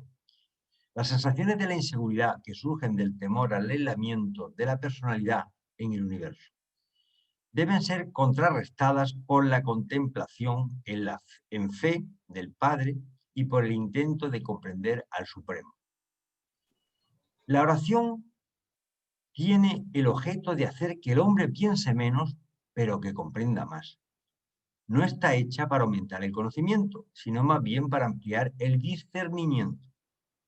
La adoración tiene el objeto de anticipar una vida mejor en el futuro y después reflejar estas nuevas significaciones espirituales sobre la vida en el presente. La oración sostiene a uno espiritualmente, pero la adoración es divinamente creadora. La adoración es la técnica de buscar en el único la inspiración para servir a muchos. La adoración es la vara que mide el grado de desprendimiento del alma del universo material y su vinculación simultánea y segura de las realidades espirituales de toda la creación. El orar es recordar a sí mismo, pensamiento sublime. El adorar es olvidar a sí mismo, superpensamiento. La adoración es atención sin esfuerzo, descanso real e ideal del alma, ejercicio espiritual que lleva al sosiego. La adoración es el acto de una parte que se identifica con el todo, lo infinito con lo finito con lo infinito, el Padre, el Hijo con el Padre, el tiempo en el acto de marcar el paso con la eternidad. La adoración es el acto de comunión personal del Hijo con el Padre Divino. La asunción de actitudes refrescantes, creadoras, fraternales y románticas por parte del alma espíritu humano. Aunque los apóstoles solo comprendieron algunas de sus enseñanzas en el campamento, otros mundos las comprendieron y otras generaciones en la tierra las comprenderán. Se estaba refiriendo a nosotros. Y ya solamente cierro con estas dos imágenes para dar pie a un pequeño comentario. Vamos a ver. Siempre nos están hablando de la oración y la adoración. La adoración es pedirle al Padre, pero pedirle es discernimiento, entendimiento de las cosas, no que te toque la lotería, no que compres un coche mejor, ni que conozcas a una chica muy guapa, ni que tengas una casa muy grande. Esas peticiones materiales, igual que salen de la boca, se caen al suelo, no llegan nunca a los flujos de la gravedad espiritual, no sirven para nada. La oración prácticamente es pedirle a Dios un poco asesoramiento, sobre todo muchas veces pedirle que nos ayude a soportar el dolor, el sufrimiento, la pérdida de un familiar querido, un problema laboral. Es para que realmente es un consuelo, para que nos ayude a discernir, a que nuestra mente sea capaz de digerir esas vicisitudes que la vida nos plantea. Yo particularmente de hacía mucho tiempo no hago oración, porque como soy plenamente consciente de que Dios sabe perfectamente todo lo que voy a pedir mucho antes de que me creara, pues entonces le digo, Padre, acuérdate, ya lo sabes, es decir, que en tus manos está. Y pedirle, Él no va a cambiar nunca, Dios Padre nunca cambia, es decir, Él lo sabe, Dios Padre conoce el principio y el final de todo, con lo cual, si quería ofrecerte algo, si quería cambiar algo, ya lo cambió, pero antes de que tú nacieras, con lo cual, casi hacer oración hay que hacerla. Jesús nos está permanentemente pidiendo que hagamos oración. Y de hecho, si os acordáis del ejemplo de esa viuda que iba a hablar con el juez, insistía hasta que el juez ya dijo, bueno, yo ni temo a Dios ni temo a los hombres, pero por no aguantar a esta señora que me está complicando la vida, le voy a conceder lo que quiera. Es decir, la oración, nuestro Padre Jesús permanentemente nos lo está diciendo que lo hagamos. Pero yo particularmente me inclino más por la adoración. Y yo voy a decir por qué. Vamos a ver. Cuando habla del agua viva, el agua es muy significativo. Es decir, una planta, si no tiene agua, se muere, se seca. El sustento de un animal, de un vegetal es el agua. Entonces, en el fondo nos está diciendo que es el alimento básico. Entonces, la adoración es como nuestro alimento, es nuestro agua viva también. Es la alimentación que necesita nuestra chispa divina que reside dentro de nuestra mente material. Es decir, si no alimentamos nuestro cuerpo, pues fallecemos, nos enfermamos y nos morimos. Pero si no alimentamos nuestra alma igualmente fenece. Es decir, nuestra alma llega un momento en que realmente es que muere, es que desaparece, no entra a funcionar con nosotros, no se comunica. Entonces, necesitamos alimentar nuestra alma. Entonces, ¿cuál es el alimento? Pues el alimento del alma es la adoración.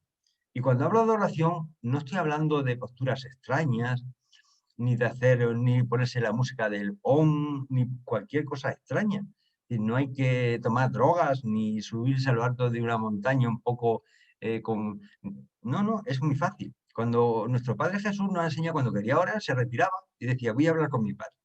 Entonces, yo creo, hablo por propia experiencia, de que cuando tengo algún tipo de sentimiento de necesidad de hablar con mi Padre, de plantearle, no algún problema, sino de hablar con él para comentarle y darle las gracias por algo, pues miro al mar, que lo tengo enfrente, y te sale del corazón sin que tú lo pienses mucho. Es decir, es darle las gracias, estar agradecido, agradecerle en cada momento la vida, lo que te ha dado, analizar un poco tantas cosas maravillosas que tenemos. Yo muchas veces que sufro mucho del estómago le digo, gracias Padre, hoy no me duele el estómago, te lo agradezco un montón.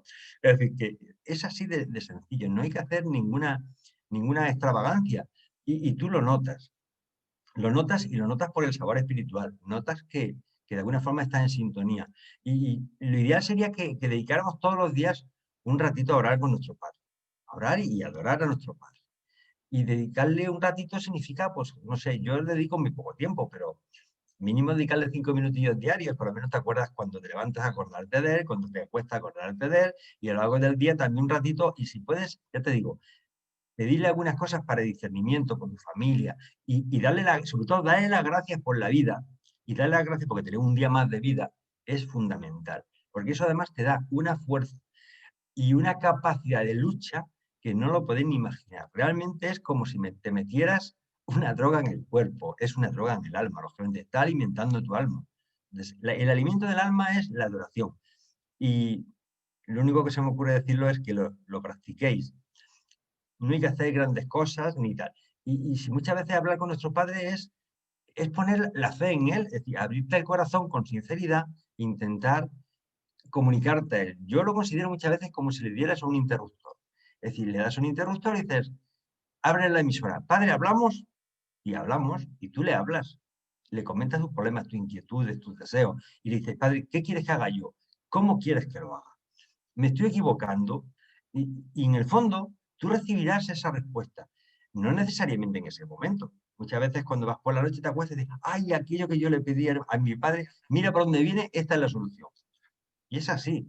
Entonces, os lo aconsejo que si realmente queréis alimentar a vuestra chispa divina, la adoración es el auténtico alimento y medicación. Y no quiero dedicarle más tiempo. Deja de compartir, Paulita, y a partir de ese momento, cualquier opinión que queréis darla, estáis... Sí, yo quisiera opinar algo.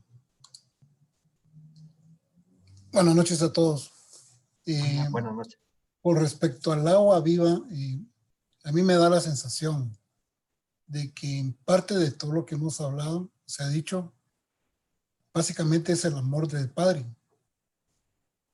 Porque cuando ve la necesidad de esta mujer de su arrepentimiento, reconoce su arrepentimiento de todo lo que ha hecho, esa necesidad de perdón la conmueve el amor de Jesús. Y recuerden que cuando los sentimientos de Jesús se alinean con los del Padre, se cumplen prácticamente sus deseos. Es una opinión que yo tengo. Ahora me gustó mucho una parte de lo que se acaba de leer respecto que dice que en la religión debe haber un poco de sentido de humor. Eso me recuerda una vivencia que tuve en una iglesia que yo participaba antes y estuvimos estudiando el libro de Urantia con un grupo de Jaime. Y me retiré por cuestiones de que me di cuenta que había ciertas cosas que no me causaban mucha tranquilidad. Y una de ellas fue esa, falta de humor.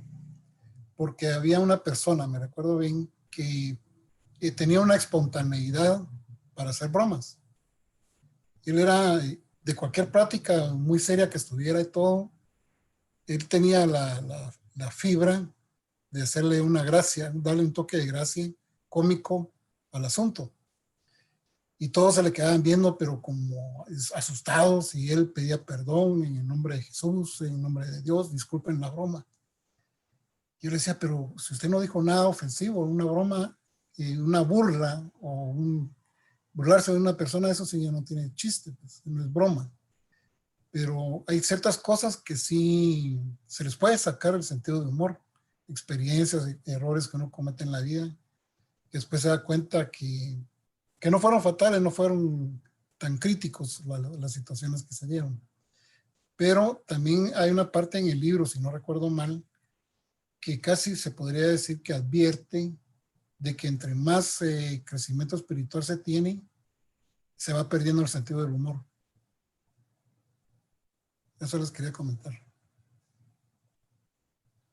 Bueno, yo no te quiero contradecir, Marcelino, pero yo creo que mientras más sentido espiritual, mayor sentimiento hay no de broma en el sentido negativo, pero sino de tomarse la vida como lo que es, sin tantísimo egotismo ni tantísimo sentirse muy importante. Entonces uno, pues lo primero que tenemos que empezar es a reírnos de nosotros mismos. Es decir, si es que uno se mira al espejo y dice, Dios mío, lo que yo era, lo que soy ahora, ¿no? Es decir, el tomarse la vida no te digo siendo un irresponsable, pero el tomarse la vida con cierta alegría y con cierta, no sé, ciertas bromas, bueno, es que aquí en España a lo mejor decimos algunas expresiones que no son muy acertadas en otros países, tengo que tener cuidado con ese tipo de cosas. Pero es verdad que el hecho de ser profundamente espiritual, yo creo que la gente muy espiritual son gente alegre, son gente que te puede contar un chiste, una broma y sacarle sentido punta a cosas muy graciosas, siempre que no sea sin herir a nadie, claro. Estamos hablando de bromas sanas. Es decir, yo estoy convencido que Jesús debía ser una persona que debía reír mucho y debía de reírse de muchas circunstancias de la vida y de muchas cosas que le pasaban. Yo recuerdo que una reunión que estábamos también varios urantianos y gente que no era urantiana, en un momento decía, es que Jesús se retiraba muchas veces a orar. Digo, sí, y también hace sus necesidades, ¿no? Porque también era un ser humano. Entonces dijeron, eso es amateur, ay, eso es una... Pero ¿cómo se te ocurre decir eso, Javier? Y le digo, pues si es que era un ser humano como yo, también tendría que retirarse de cuando en cuando, me imagino. Pero vamos, intentando, pero no, es decir, vamos a ver, que sea la espiritualidad, la grandeza, la belleza, el amor, no significa que tengamos que estar serios y todo el día tristes y con cara lánguida. Como en la película esta que lo refleja muy bien es el nombre de la rosa, que seguramente la habréis visto la mayoría de vosotros. Ese sentimiento de que para ser un asceta prácticamente tienes que ser una persona, vamos, el reír estaba castigado con la pena de muerte. Y de hecho, si habéis visto esa película, os dais cuenta que la causa de todo el problema era que la gente se reía. Y entonces, claro, eso era un castigo divino. Bueno, es una opinión excesivamente personal. El libro Urantia está abierto para que cada uno tenga sus percepciones. Y todas son válidas. ¿De acuerdo? Gracias. Sí, Javier, de acuerdo contigo. Yo no quise generalizar. Les puse ese ejemplo porque sí noté en ciertas personas que no aceptaban las bromas. Lo miraban como pecado. Entonces, yo dije, están muy exageradas las cosas. Pero ahí sí que cada quien tiene derecho de tener su comportamiento y cómo ven las cosas, las situaciones de la vida, que no las podemos ver todos con la misma manera, ¿verdad? Gracias. Eso es cierto, Martino, completamente de acuerdo contigo. Y cada uno tiene una percepción de la realidad diferente y además no se puede juzgar.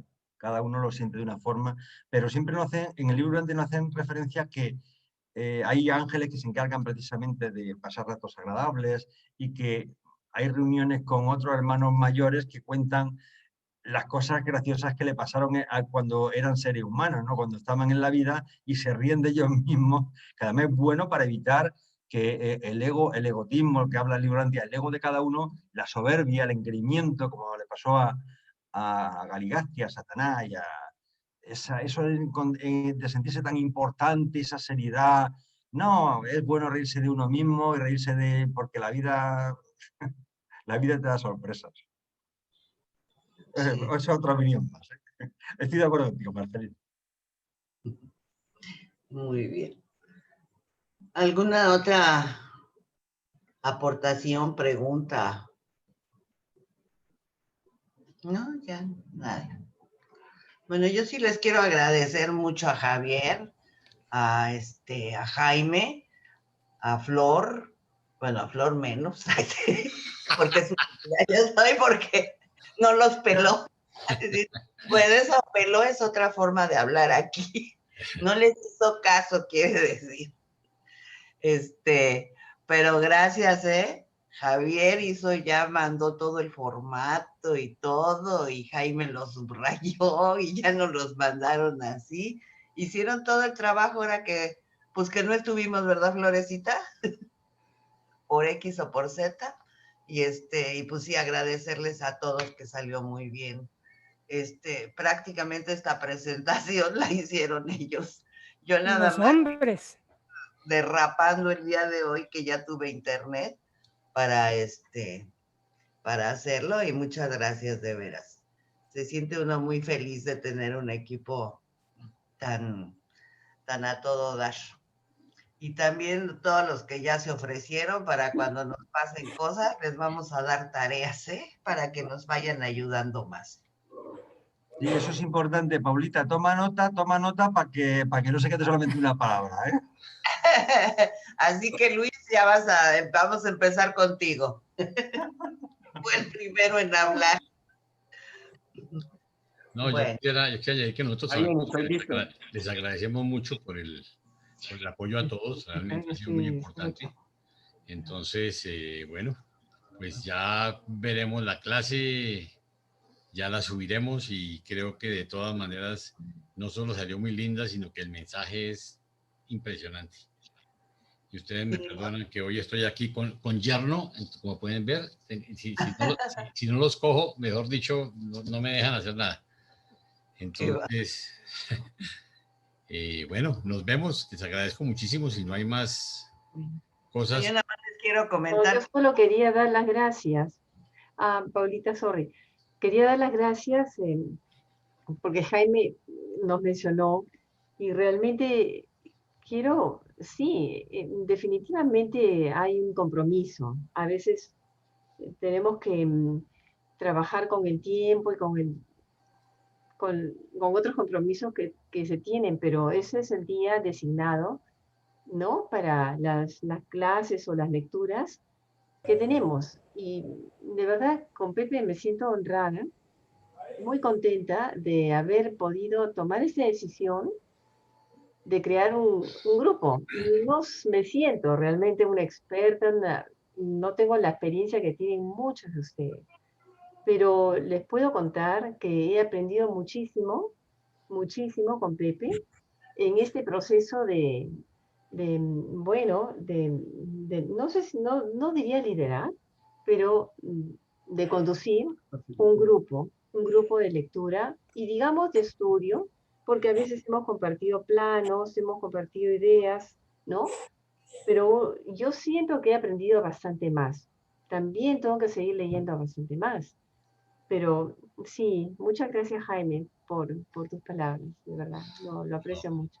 No, yo sé que ustedes tomaron esa tarea, se pusieron ese sombrero que no es fácil, ¿sí? Y yo quiero que sepan algo. Nosotros ya estamos pensando que cuando terminemos este curso, de aquí deben salir por lo menos 4 o 5 grupos nuevos, ¿sí? Que vamos a arrancar de nuevo el libro con la nueva versión, con la unificación de la traducción, de las 2 traducciones al español, ¿sí? Porque tenemos que apoyar a la fundación en eso, en estudiarlo. Yo, la verdad, aquí entre nos, yo me siento feliz con la versión latinoamericana, pero estoy comprometido con iniciar un nuevo curso completo con la nueva versión, tan pronto la tengamos, que debe estar hacia finales del año entrante. Entonces, eso nos va a dar el tiempo de terminar este curso y de prepararnos y de madurar un poquito más y sobre todo, ¿saben qué? Hacer equipos, porque si algo hemos aprendido es que esto es una tarea demasiado dispendiosa para hacerla solo. Ahorita que es que no ha acabado. Yo no sé qué le moví al computador, no me salí, no me volví, no me pude volver a... Entonces sí les recomiendo que vayan pensando en eso. Necesitamos hacer equipos. Esto es una cosa demasiado pesada para llegar a ser una sola persona. Por eso el ideal son 2 o 3 o 4 como tenemos nosotros, porque hay muchos detalles detrás de esto que ustedes ven, ¿sí? Pues mire la falta que nos hizo Paulita, que ella es la diagramadora, diseñadora, la que organiza todo. O sea, realmente tenemos tareas todos diferentes, pero es un apoyo muy grande, porque es que hay momentos en que físicamente uno no da, ¿sí? Sobre todo, como les decía yo, uno tiene que tener derecho a enfermarse, tiene que tener derecho a un día, a ir unas vacaciones, tiene que tener derecho a 1000 cosas, ¿no? Y es un compromiso porque esto es una cosa larga, ¿sí? O sea, un curso fácilmente son 2 años, 2 años y medio dándole duro. Entonces, por eso es tan importante los equipos, ¿ok? Que el Señor los bendiga, les agradecemos muchísimo. Paulita, pues, tú mandas, tú dirás cuándo. Sí, no, nada más les quería yo decir que ya en esta semana me voy a poner al corriente para ver qué falta que les envíe y ya se los voy a enviar y también voy a poner la página de Facebook al día, porque no podía yo hacer nada sin internet, pero ya nos vamos a poner al día en todo. Okay. Y pues muchas gracias por su asistencia a todos. Que Dios los bendiga. Gracias a ustedes. Bye.